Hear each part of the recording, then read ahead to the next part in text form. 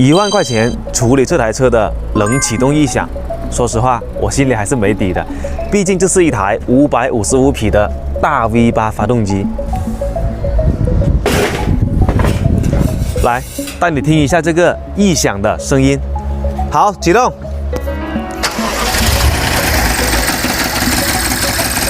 镜头。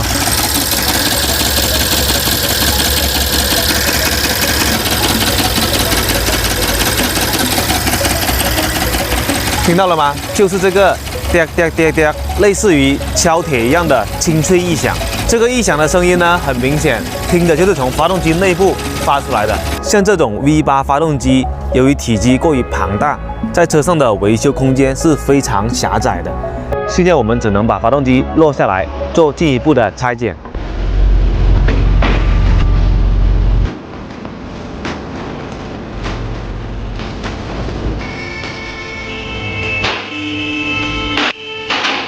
这台发动机呢，我们已经落下来了。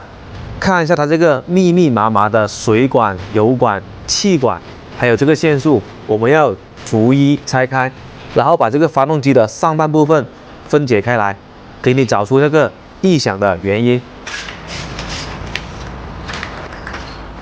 拆下气门室盖，拿掉凸轮轴，看到这个小配件了吗？这个呢就叫液压挺杆。但由于长期工作，内部油腔磨损泄压，失去了缓冲的作用。在它上下工作的时候，内部和外部来回撞击到一起，就发出了这个哒哒哒的敲铁声。针对这个异响的解决方案，我们是更换掉一套全新的液压挺杆。因为已经拆到凸轮轴了，我们就顺带呢把它的气门油封还有气门室盖垫一并更换掉。这样呢，相当于把它的烧机油和漏机油同时处理好，一箭三雕。接下来我们就开始安装复位，一起来期待一下这个异响的声音还在不在。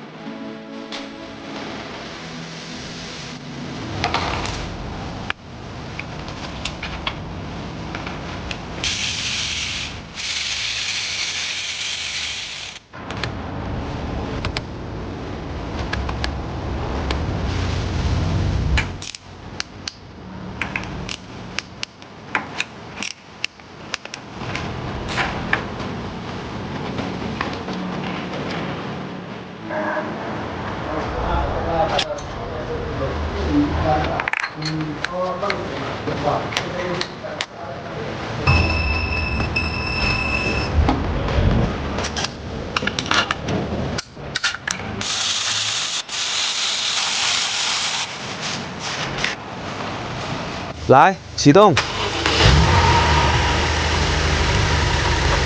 现在我们听到的是发动机正常工作的声音，异响呢已经完美解决。